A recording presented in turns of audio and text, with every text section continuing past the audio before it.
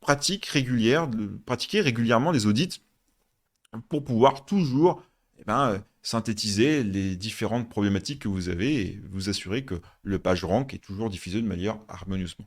Prendre la mesure de l'efficacité des liens internes requiert une analyse vertigineuse des KPI, tels que le taux de clic interne, le rabaissement du taux de rebond et, j'ai envie de dire, l'élongation du temps de visite. Une étude de Moz indique que 70% des sites peaufinant leurs liens goûtent à une amélioration palpable de leur PageRank. Armez-vous de Google Analytics ou de solutions affûtées pour décortiquer avec finesse le flux de navigation.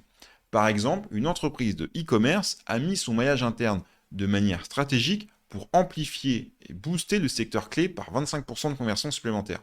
Une démarche analytique rigoureuse, épaulée par des insights, est indispensable pour maintenir et optimiser l'effet de stratégie maillage interne.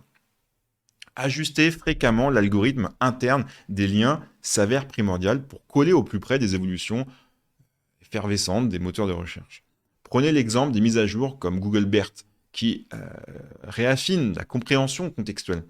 Les sites qui réévaluent promptèrent leur lien interne, grimpent les échelons des résultats de recherche, comme le constate une étude de Moz, d'ailleurs.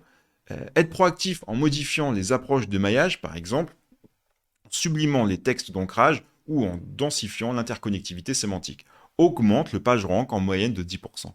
Utilisez régulièrement des outils, on ne va pas les citer une fois de plus, mais Screamfrog et JSC, je pense que c'est la dernière fois pour aujourd'hui, pour surveiller le crawl et le flow, et pour s'assurer que tout est en œuvre sur